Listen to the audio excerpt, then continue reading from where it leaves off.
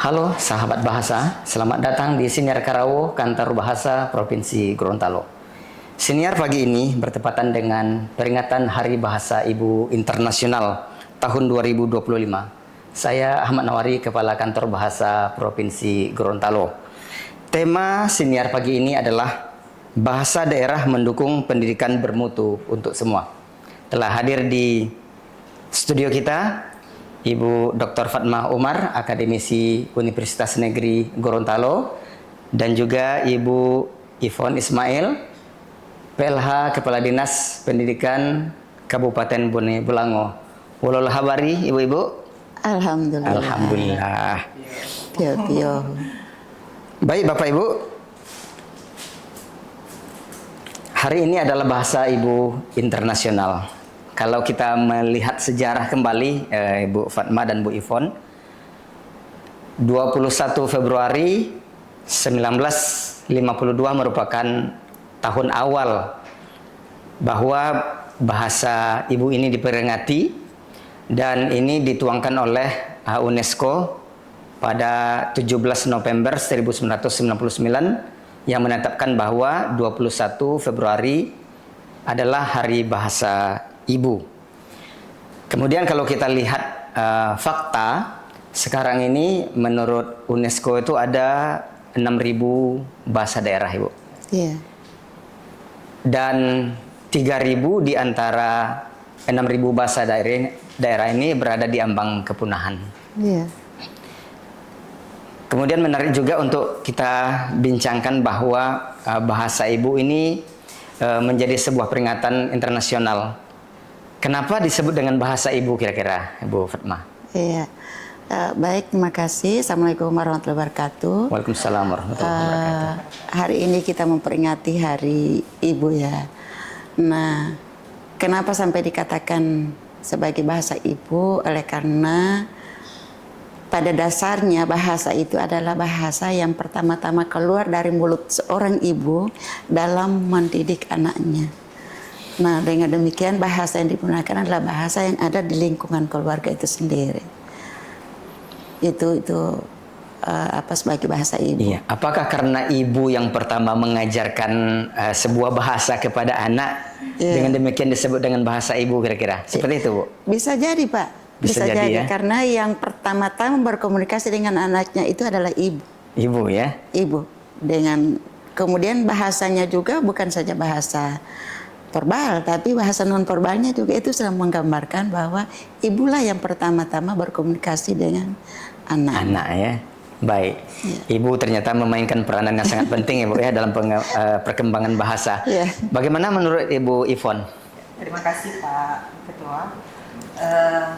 Menurut pendapat saya, bahasa ibu adalah bahasa yang pertama sekali dipelajari oleh seseorang, Bu Prof ya, di saat mereka kecil secara alamiah dan merupakan sarana komunikasi dengan lingkungan di sekitarnya. Mungkin kalau kami di Gorontalo ya bahasa ibu yang kami gunakan bahasa Gorontalo. Bahasa Gorontalo ya. Kalau kita Bone Bolango mungkin bahasa ibu ada bahasa Gorontalo, terus ada bahasa Bunda atau bahasa Suwawa. Yeah. Mungkin begitu. Baik. Jadi bahasa yang disampaikan oleh ibu ya, karena ibu adalah sebagai pengasuh utama bagi anak. Bagaimana pandangan ibu terhadap kondisi bahasa di Gorontalo ini, Bu Fatma? Iya. Kalau bicara tentang kondisi bahasa yang ada di Gorontalo, ini pada dasarnya itu lebih banyak diketahui oleh umum itu adalah bahasa Gorontalo. Bahasa Gorontalo ya. Tetapi asal muasalnya sebenarnya ini sekarang sudah mulai dilupakan, yaitu bahasa Suwawa. Iya. Kenapa? Kalau kita melihat sejarah, adanya daratan Gorontalo ini berawal dari Suwawa, sehingga bahasa yang digunakan pada saat itu adalah bahasa Suwawa. Nah, setelah, dan ini masih daratan semuanya. Di sini masih daratan, yang ada itu adalah ini lautan, yang ada di sana itu adalah daratan Pinogo. Daratan Pinogo. Nah, setelah ini mengering, itu penduduk di sana karena sudah mulai membludak, itu mulai mengungsi. Satu persatu sudah mulai mengungsi. Dan Suwawa pada saat itu memegang prinsip tirai besi. Tirai besi Bu ya? tirai besi. Jadi orang masuk ke sana itu ada persyaratan-persyaratan yang harus dia penuhi. Tidak semudah itu dia masuk ke sana. Jadi bisa dikatakan bahasa Suawa adalah bahasa yang paling tua begitu ya Bu di Paling Gorontalo tua, ya? iya, menurut sejarah. Nah kemudian itu berkembang, maka terjadilah bahasa. Nah bahasa Suawa itu dikatakan sebagai bahasa Pidodotia, artinya bahasa yang menetap. Bahasa yang menetap Iya. ya? Dan bahasa Gorontalo itu disebut dengan bahasa Motomboto. Motomboto. Sehubungan juga dengan nama Gorontalo itu disebut dengan masyarakatnya masyarakat Motomboto, artinya dia mengungsi, mencari di mana dia bisa hidup di situ. Jadi ada Motomboto dengan ada Pidodotia tadi. Jadi menetap. Oleh karena dia menetap, maka tidak semudah itu orang yang masuk lalu lalang ke sana. Berbeda dengan Gorontalo, dia bisa masuk keluar. Sehingga perkembangan bahasanya juga itu berkembang seirama dengan perkembangan penduduk pada saat itu. Suawa sampai sekarang itu ketinggalan. Iya bahasanya yang ketinggalan. Dari sisi jumlah penutur Bu, kira-kira berapa jumlah penutur bahasa Suawa sekarang ini? Kalau bahasa Suawa itu saya juga memang sudah pesimis Pak, sudah pesimis. Jangankan dengan keluarga, dengan masyarakat yang lain, anak cucu saya juga sekarang tidak bisa lagi berbahasa Suawa.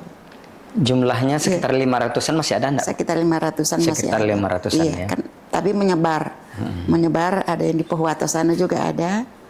Karena yang penduduk Suawa ataupun pantai itu mengungsi ke sana juga dalam hal transmigrasi.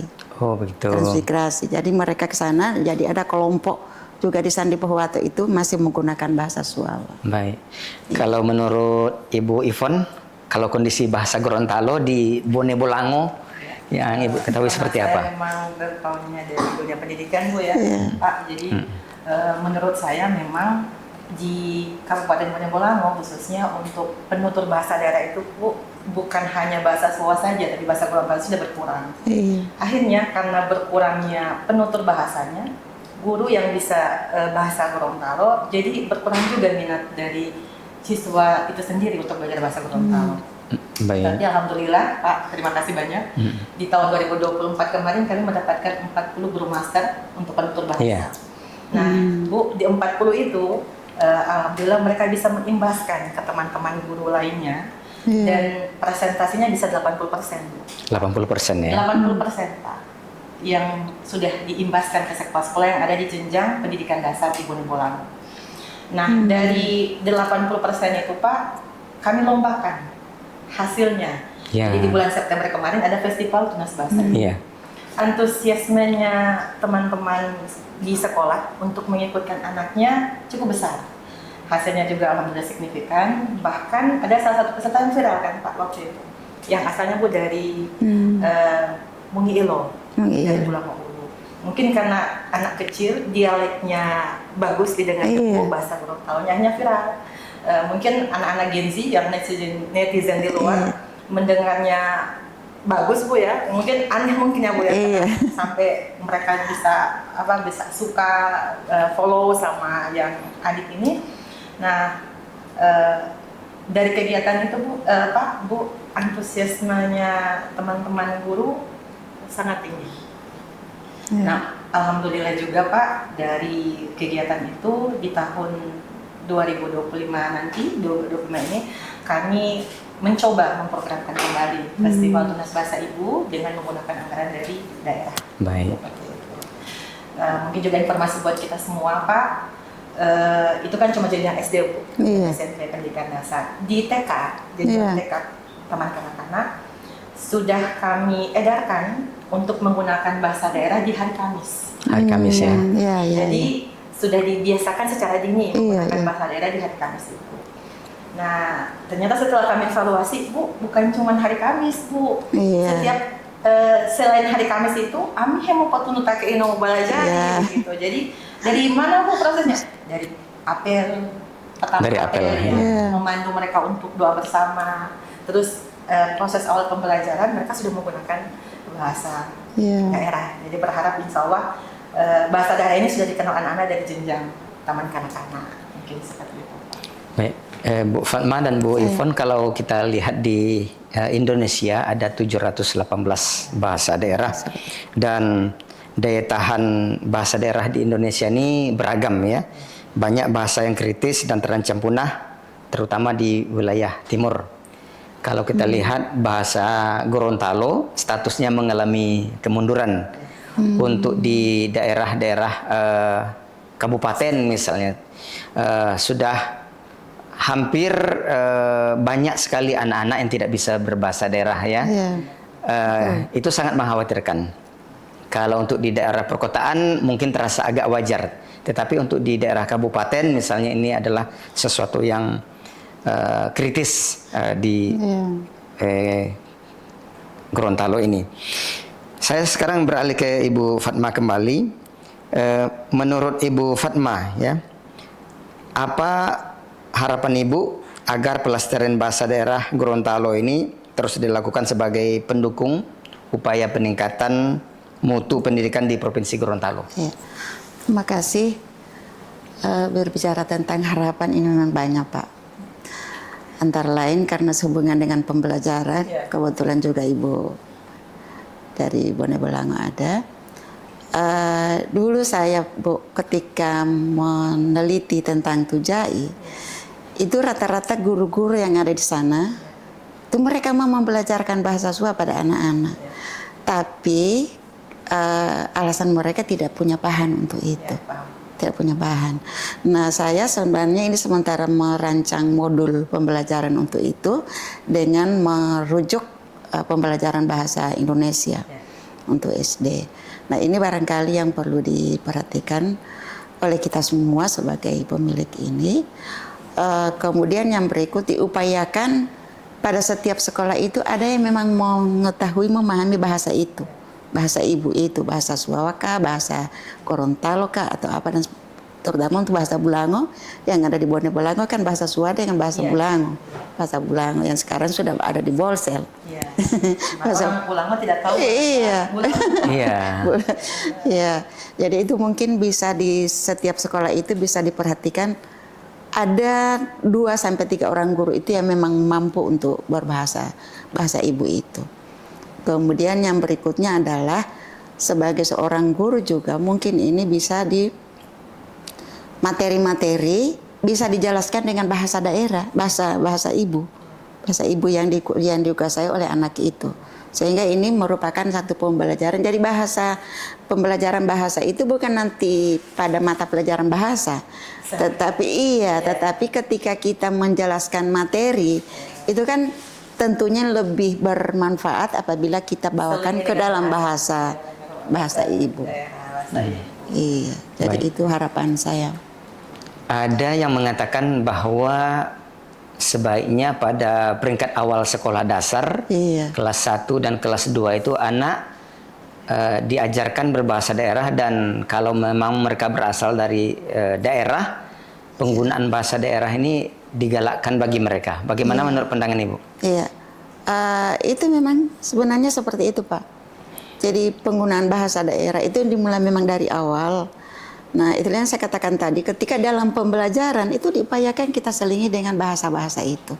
Sehingga siswa di samping dia memahami materi, juga bahasanya juga bisa dia gunakan dengan baik. Jadi artinya ketika kita mengajar di sebuah daerah, katakanlah di Bone Bolango, pada kelas 1 SD atau kelas 2 SD, anak-anak berbahasa Gorontalo, berarti gurunya pun harus berbahasa Gorontalo ya Bu ya? Iya. Baik. Sekarang saya ke Ibu Ivon. Apa yang dilakukan oleh Dinas Pendidikan Ibu untuk mendukung pendidikan bermutu dalam kaitannya dengan bahasa daerah ini? Terima kasih Pak. Mungkin sejalan dengan yang Ibu sampaikan tadi Pak. Kalau untuk pembelajaran dari awal, seperti yang saya jelaskan tadi Bu, kami sudah mengedarkan ke jenjang TK, Taman Kanak-Kanak tentang penggunaan bahasa daerah. Mungkin adalah awal kami, Bone Bolango, untuk bisa mengenalkan bahasa daerah ke anak didik kami. Nah, besar harapan kami Pak, di tahun 2025 ini mata pelajaran muluk sebagai mata pelajaran tambahan itu bisa diterapkan di Kabupaten Bone Bolango. Nah, insya Allah itu sudah kami tindak lanjuti Bu dengan menyiapkan rancangan perbuk terkait penerapan mapel muluk di lingkungan pendidikan Kabupaten Bone Bolango. Dan insya Allah dengan dilantiknya Bupati dan Wakil Bupati, segera terrealisasi rancangan Pergub ini Pak, dan bisa kami terapkan di Kabupaten Bone Bolango di tahun 2025 ini, khususnya di tahun pelajaran 2025-2026. Seperti itu. Kantor Bahasa Provinsi Gorontalo sejak tahun 2022 menghasilkan buku cerita anak, Bu. Buku cerita anak dua bahasa daerah Gorontalo dan bahasa Indonesia. Tahun 2023 lalu kami menghasilkan 33 buku cerita anak, dan tahun 2024 lalu kami menghasilkan 80 buku cerita anak. Jadi kami juga berharap nanti buku-buku ini dapat digunakan oleh sekolah untuk mengajarkan bahasa Gorontalo di sekolah. Ada hubungannya dengan literasi ya Bu ya? Iya. Jadi sebelum jalan baca buku dulu 10 menit.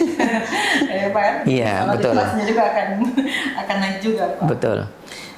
Bu Fatma, kami juga mendengar kabar bahwa ada salah satu bahasa yang dulu ada di Gorontalo, tetapi sekarang tidak ada di Gorontalo lagi. Bahasa apa itu, Ibu? Bahasa Bulango. Bahasa Bulango, bahasa ya? Bulango, iya. Sebetulnya bahasa Bulango ini berasal dari daerah berarti Kabupaten Bone Bolango ini ya? Iya. Tepatnya di Kabupaten Bone Bolango, tepatnya di Tapa ya? Tapa. Nah, Tapa. Bagaimana dengan jumlah penutur bahasa Bulango itu sekarang, Bu? Sekarang memang kalau tidak salah itu tinggal Pak Hamim Po waktu itu, Tinggal keluarga Pak Hamim Po, sekeluarga ya? itu, iya. Tinggal itu Pak. Saya belum dengar dialeknya bahasa Bulango itu Pak. Iya. Iya. Bagaimana sejarahnya, Bu? Bahasa dari Gorontalo ini bisa berpindah ke Kalau daerah lain? menurut sejarah yang saya baca sekaligus saya wawancarai dari para informan waktu itu, kebetulan saya meneliti tujai dalam bahasa Suawa, itu memang di Tapa, bahasa itu ada di Tapa. Kemudian pada suatu ketika di Tapa itu ada wabah penyakit yang memang susah untuk disembuhkan. Maka mereka penduduk itu mengungsi ke Bolsel sana. Dan membuatlah mereka satu komunitas. Sehingga ada di sana itu komunitas Suawa dengan komunitas Bulango itu ada di sana. Nah, ini sampai saya katakan Pak Yunus Dama itu kebetulan juga di sana. Jadi itu yang saya katakan ini kalau tidak dipublish itu mereka akan katakan bahwa bahasa Bulango itu adalah bahasa mereka. Oh, begitu. Padahal ini adalah bahasa dari sini yang mengungsi ke sana. Nah, ini yang perlu mungkin digali Pak, dan mungkin itu perlu ini bersama oleh kita yang peduli. Pak Kepala Bahasa yang bahasa Bulango bisa kembali lagi ke Bone Bolango itu. Bone Bolango ya. Pak Mimpo waktu itu kasihan sampai berupaya bahasa-bahasa yang ada di sana itu ditulis di pintu-pintu masuk. Iya. Kayak Matol bola semua itu. Seperti itu, Bu ya. Iya. Sampai waktu prosesi adat itu harus menggunakan bahasa Sua atau bahasa Bulango. Di khotbah Jumat itu harus menggunakan bahasa itu. Kalau begitu. itu Pak, memang kan kita sudah ada Bu ya, ada kegiatan budaya juga Pak, di anak-anak itu yang biasanya pemangku adat itu hanya yang sudah berumur. Nah, kami sudah biasakan anak-anak sudah ada. Itu kami lombakan Pak. Bagus sekali. Jadi, menerima tamu dari depan sampai mendudukan tamunya di tempat resmi seperti itu, dan itu bahasa pengantarnya bahasa Gorontalo ya. Bahasa Gorontalo ya. Itu luar tujuannya biasa. itu, jadi depan sudah pakai bahasa Gorontalo. Nah, itu Pak sudah dari jenjang TK sudah dibelajarkan. Seharusnya bahasa Sua, Bu. Nah, itu kemarin memang di bahasan kami Pak, insya di tahun 2025 ini memang kami menganggarkan Bu, seperti yang saya jelaskan tadi, kami menganggarkan untuk Festival Tunas Bahasa Ibu, kami daerah menganggarkan, dinas menganggarkan, yang kedua kami mengadakan workshop, jadi untuk teman-teman penutur bahasa, mungkin akan kita penuh lagi, insya Allah Ibu akan diundang. Yang berikut, di akhir tahun kami bidang pembinaan ketenagaan, kami akan mengadakan Bimtek Peningkatan Kompetensi untuk teman-teman penutur bahasa. Luar biasa. Nah, yang harapan Ibu bahwa setiap sekolah harus ada guru yang mampu untuk itu sudah sudah Alhamdulillah. sudah 80% Pak yang saya sampaikan. Iya, Oke. alhamdulillah. Nah, jadi insya Allah harapan Ibu, harapan Pak Kepala dan harapan kita semua, bahasa Gorontalo bisa kembali kita dengungkan di Iya. daerah kita di provinsi Gorontalo. Iya. Seperti itu. Baik. Kalau kita berbicara kembali tentang pendidikan bermutu, ini kan tidak terlepas dari upaya pemerintah menyediakan sumber bacaan. Kalau dikaitkan dengan bahasa daerah, seperti yang saya sampaikan tadi, di Kantor Bahasa Provinsi Gorontalo kami menerbitkan buku cerita anak, dwi bahasa, bahasa Gorontalo dan bahasa Indonesia sejak 3 tahun terakhir ini.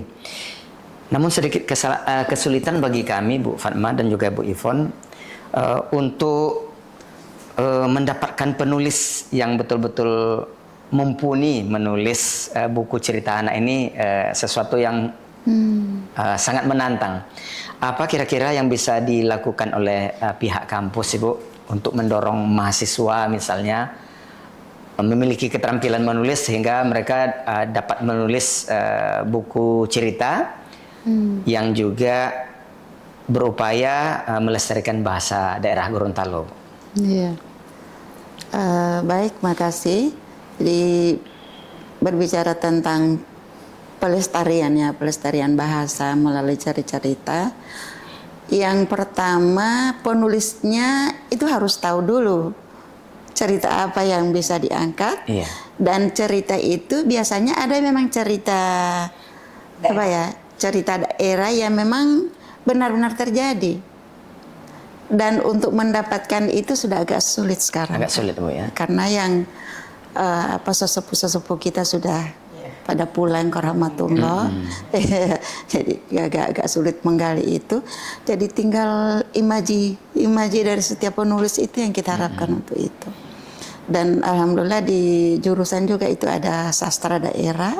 Ya, kemungkinan itu bisa dikembangkan. Dan salah satu pengembangnya itu adalah Prof. Karmin. Sudah banyak buku-buku cerita beliau. Ya, sama saya itu tentu ada berapa buah itu. Buku-buku cerita anak itu yang berhubungan dengan digali dari sejarah-sejarah juga itu. Seperti Ya, itu, Bu, namanya ya. sejarah ya, kita sekarang kan tinggal menikmati sejarah ya. Iya. Kami di Kantor Bahasa juga memberikan pelatihan kepada penulis muda Gorontalo, Bu, untuk Ya, menghasilkan saya. buku cerita anak. Dan tentu saja sebagian peserta mereka berasal dari kampus begitu. Saya. Dan kami juga sebetulnya juga mengundang para guru, Ibu Ivon, untuk berpartisipasi dalam penulisan buku cerita anak dwi bahasa, bahasa Gorontalo dan bahasa Indonesia ini. Kalau dari Dinas Pendidikan, Bu Ivon, apa yang dapat dilakukan oleh Dinas Pendidikan untuk mendorong guru memiliki keterampilan untuk menulis buku cerita anak ini? Ya, terima kasih Pak. Mungkin karena Bapak menyebutnya guru itu bidangnya saya, Iya. bidang ketenagaan. Jadi saya sangat bersyukur juga Bapak menyampaikan tadi bahwa bagaimana bisa meningkatkan minatnya guru-guru untuk bisa menghasilkan satu karya tulis. Iya. Nah, mungkin Pak kita bisa kolaborasi nih Pak. Jadi mungkin kita akan bikin kegiatan semacam sayembara. Kalau saya tidak salah ingat ya teman-teman di bidang diktes itu Pak, ada namanya Pekan Literasi. Pekan literasi. Nah, mungkin kita bisa hubungkan dengan kegiatan itu Pak. Sebelum Pekan Literasinya kita adakan dulu lomba menulis cerita. Iya. Kalau menulis cerita, saya sangat yakin teman-teman guru ada beberapa yang berpotensi seperti itu. Nah, jadi insya Allah nanti kita akan membuatkan satu momen khusus Pak untuk itu. Nanti kita minta kerjasamanya dengan kantor bahasa. Terus yang berikut mungkin yang tadi Bapak sampaikan, ada pelatihan untuk penulis, tolong dilibatkan kami. Iya. Nanti kami akan merekomendasikan siapa saja yang bisa ikut ke situ Pak. Mungkin ini awal langkah kami dulu Bu. Iya, saya. Akan dibantu sama teman-teman dari akademisi juga Pak. Iya. Seperti itu. Untuk tahun 2025 ini ada sedikit perbedaan. Ini disampaikan arahan oleh Pak Menteri ya. Untuk buku cerita anak itu memang lebih mengedepankan moral. Iya. Jadi kalau ada misalnya cerita-cerita mistis ya, itu arahan Pak Menteri itu dihindari. Iya. Ya, itu arahannya untuk tahun 2025 ini. Kemudian kalau kita melihat sastra lisan ya, Gorontalo ini kan sangat kaya Bu ya. Iya. Itu jaih segala Iya, macam, iya. tanggomo luar biasa sekali. Namun kami di Kantor Bahasa ini masih mengalami kesulitan ya untuk mengajak para penulis menghasilkan karya seperti itu. Jadi kolaborasi antara pihak kampus ya, UNG dan kampus-kampus lain juga dinas pendidikan sangat penting bagi kami agar kantor bahasa Provinsi Gorontalo dapat menghasilkan bahan bacaan bermutu bagi anak-anak yang bermakna tidak hanya mencerdaskan anak-anak ya bangsa, tetapi juga melestarikan bahasa daerah. Sahabat Bahasa, 21 Februari 2025 ini kita peringati sebagai Hari Bahasa Ibu, dan kita jadikan Hari Bahasa Ibu ini sebagai momentum untuk memperkuat dan melestarikan bahasa daerah. Dan pada tahun 2025 ini, Bu Fatma dan Bu Ivon, Kantor Bahasa Provinsi Gorontalo akan melaksanakan revitalisasi 2 bahasa Ibu. Bahasa Gorontalo yang telah kita revitalisasi sejak tahun 2024, dan ada 1 tambahan bahasa baru yaitu bahasa Suawa untuk tahun 2025 ini.